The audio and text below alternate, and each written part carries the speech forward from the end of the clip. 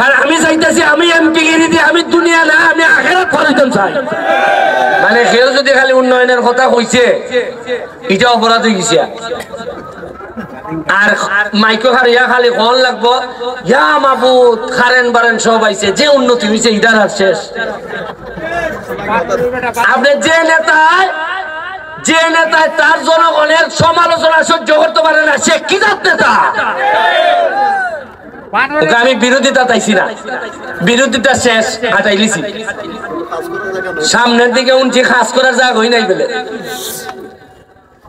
আপনারা একটা রাস্তা দেখেন শান্তি মতে যেমন যায় যাই এদিকে যাই এরপরেও নয়।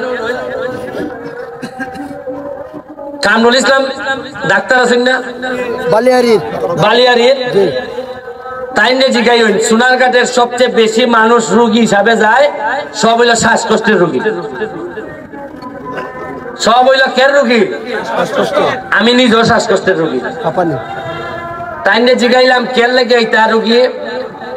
তোমরা এলাকার যে পরিমাণ ব্রিক ফিল্ড হয়েছে, যে পরিমাণ বালু রেয়ার দুলাউ রে, আপনারা এখানে কিছু ব্রিক ফিল্ডের ভাটনারও আছেন, মাইন্ড করি ইটা বেশিরভাগ লোক শ্বাসকষ্টে মরবা আপনারা। এখন আমি এমপি, আমার দেখুন লাগে না না আমি অকল ব্যবসা চালাইতাম যে ভাই তোমরা যেভাবে ভালো করো। এখন প্রশাসন থেকে আমি কইয়া দিছি যে ভাই পরিবেশটারে মিনিমাম হইল রক্ষা হইল, আমি ঘুষ খাই না, আমার ম্যানেজ করতে পারে না। 2 লাখ ট্রাক্টর ভাগে বুকে ধরে এরা মাটি খাইতিয়া, এরা যদি আর কিছুদিন সময় ভাই আমার কাছে জানি মনে হয় পুরা সোনাঘাটটা নিবে ঠেলতে পারে মাটি ঈদ বানাইয়া। ঈদ বেলঙ্কা ইন্ডিয়া পাঠায়, ইন্ডিয়া অত বড় দেশ, আমার মনে হয় এখন নামাই লিবা। এখন যদি কোনো কারণে এখন ট্রাক্টর ধরে, ট্রাক্টরের ড্রাইভার খালি তো একদিনের বেতন পায় না নি, এ তো আর কোনো ইজ্জত টাকা পায়নি। আর ট্রাক্টরের মালিকে ভাই একদিনের ভাড়া, আর লাভ তো ব্রিকফিল্ডের মালিক। আর ট্রাক্টরের ড্রাইভার যে চলাই দেন যে দেখছস নি ব্যারিস্টার যে বুট দিচ্ছে ওকে ধরে এ বেটা আইয়া পীরের বাজার লঙ্গি তুললে আমার বাপ মা তুলে খাইলে তার করে তারে বুট দিছিলাম ওকে আমারে ওকে আমি কি ছেড়ে দিতাম?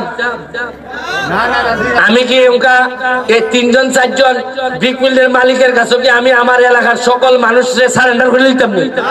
আমি ভাবতাম না।